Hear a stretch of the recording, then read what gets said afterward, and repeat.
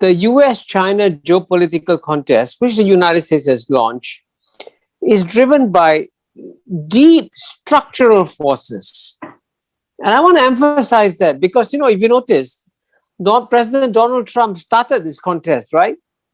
He was defeated in the election. President Joe Biden came in. He disagreed with Donald Trump on everything except on China. And on China, President Joe Biden has not been able to lift a single tariff on China. Not one. That shows that personalities is not what driving this contest. It's structural forces. And we must understand these structural forces. So what are the structural forces? There are at least three. The first is that, and this is an iron law of geopolitics that has been around for 2,000, maybe 3,000 years. Whenever the world's number one emerging power, which today is China, is about to overtake the world's number one power, which today is the United States, the world's number one power always pushes down the world's number one emerging power. And this has been happening for 2,000 years. So in some ways, when the United States is fighting so hard to retain its number one position, it's actually behaving very normally. This is what all great powers have done for thousands of years. But what is puzzling, and I say this because I've been in the United States now for 1 week.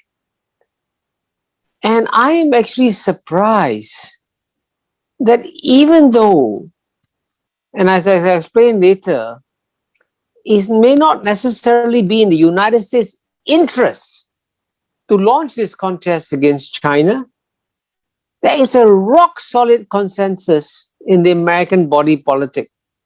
And when I speak to so many Americans here, and I've been here for 1 week now, they seem determined to stand up to China, even though it may not necessarily be in American interest.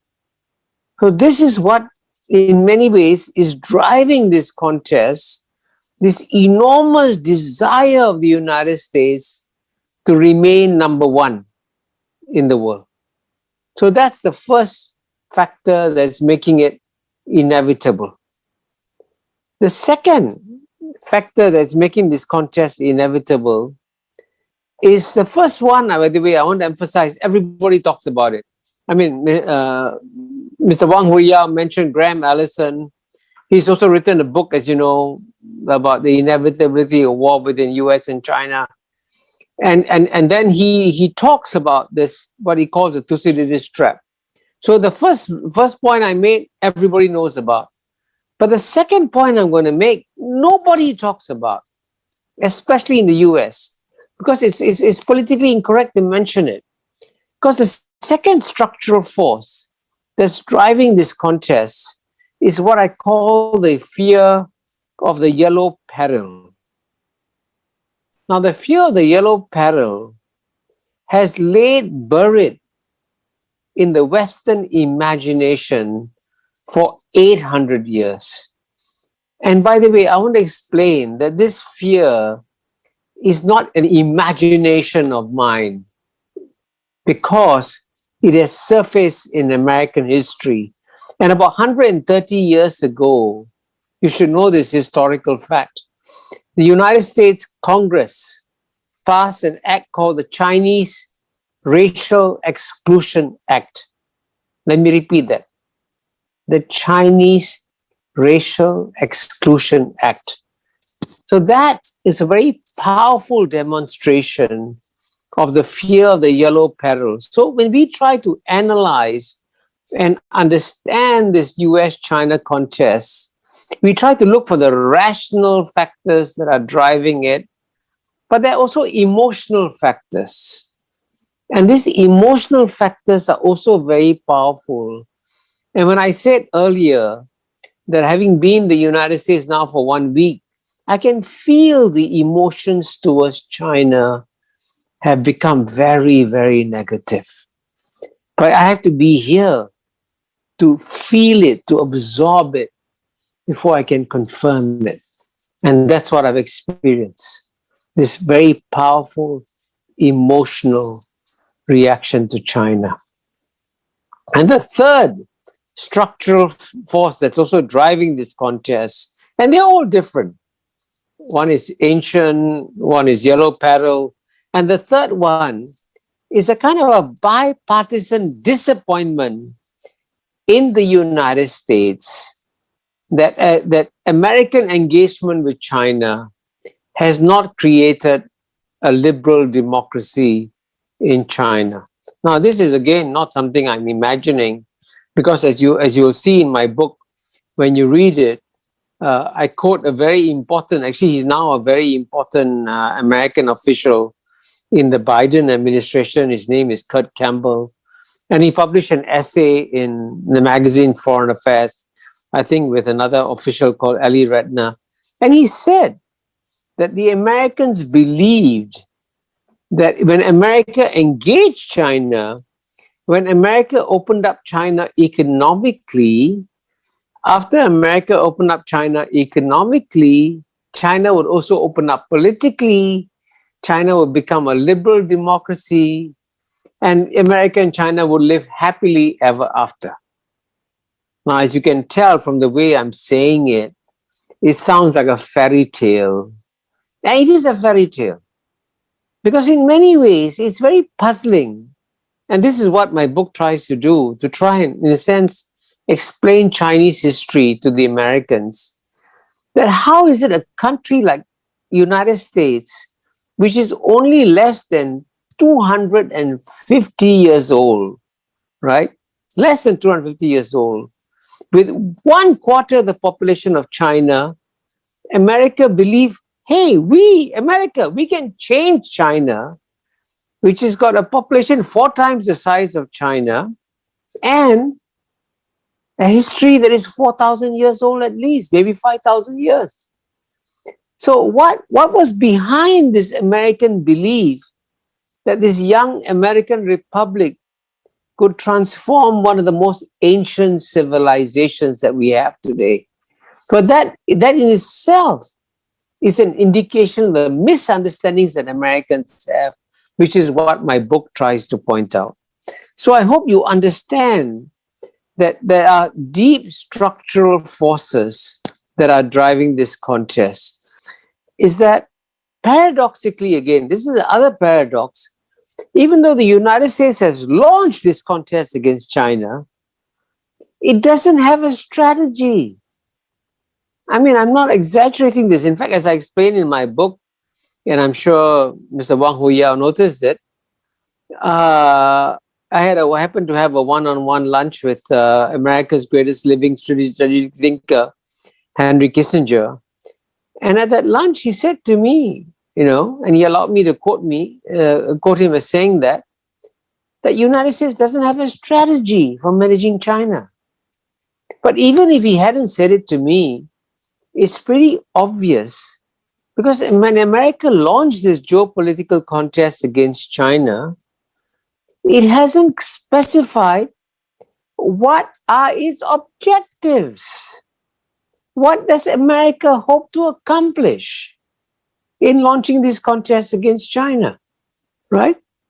It could be, number one, isolating China from the rest of the world, as it succeeded in doing with the Soviet Union, containing the Soviet Union.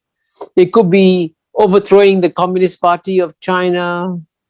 It could be preventing China from becoming the number 1 economy in the world. And I suggest these 3 objectives because if you analyze them, none of these 3 objectives are achievable.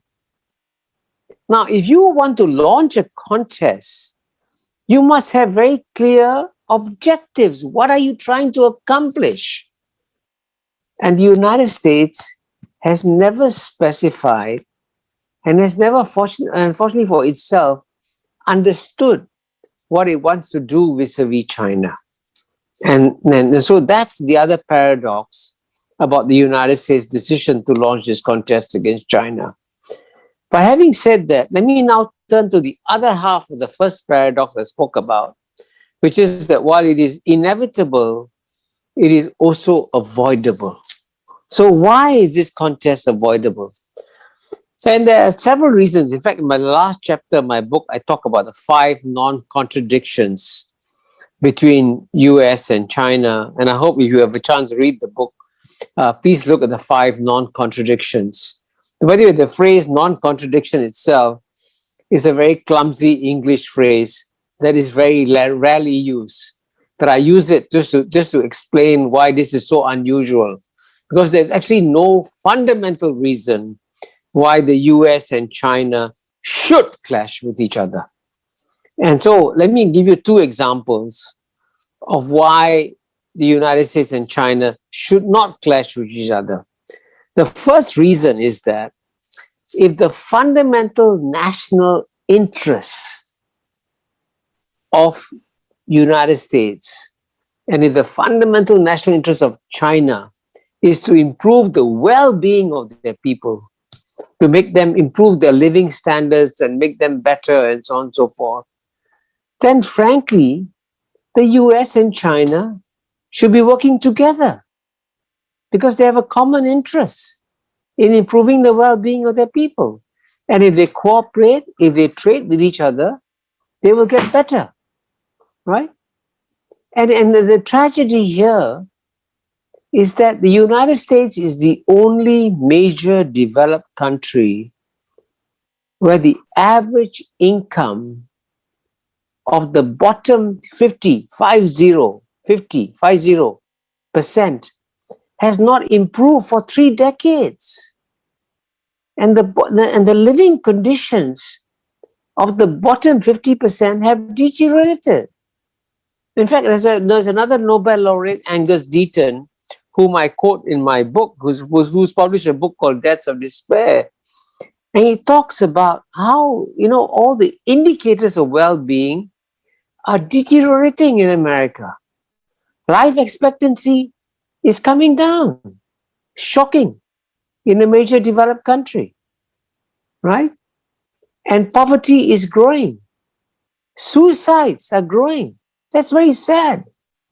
So all this, if the primary interest of the United States is to improve the well-being of its people, it should logically press the pause button on the geopolitical contest against China and actually work with China to improve the well-being of its people. And as you'll see in the book, I discuss that in some detail of how they can cooperate on things like infrastructure and other areas to improve the well-being.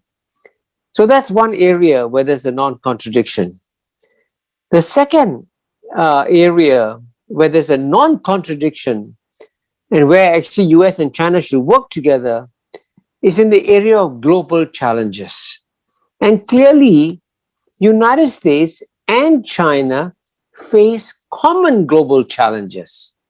And we've seen this in COVID-19, right?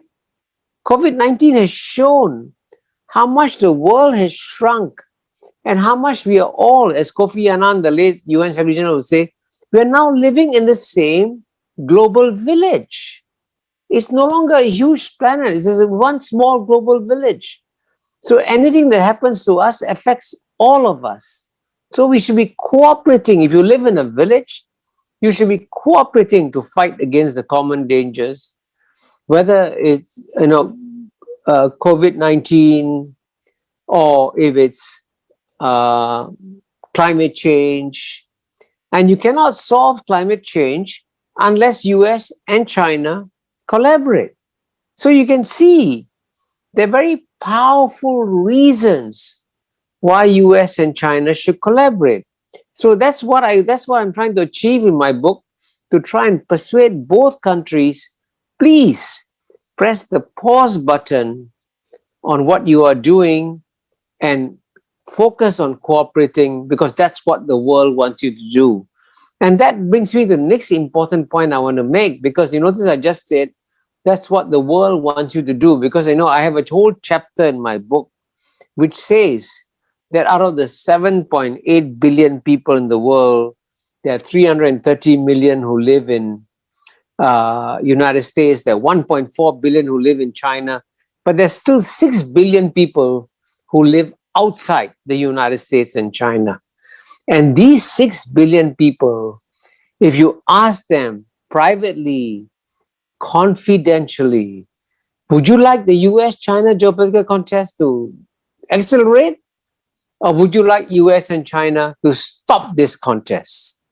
And I can tell you that the overwhelming majority of the 6 billion people who live outside US and China want both countries to say, stop this contest, because it is not helping anybody. It is not helping the United States, it's not helping China, and is not helping the rest of the world. And I can tell you, as someone who lives in Southeast Asia, as you know, which is just south of China, if you did a poll of the 650 million people who live in ASEAN, they will say that they want this contest to pause because the Southeast Asian countries want to have good relations with the United States and they want to have good relations with China, and they don't want to be forced to choose. And that's a view of the overwhelming majority of the world's population. So in that sense, I hope that my book will be helpful to both US and China, because it will help to persuade them that given the larger global challenges that we face, let's come together, work together, and defeat these common challenges and press the pause button on this geopolitical contest. Thank you very much.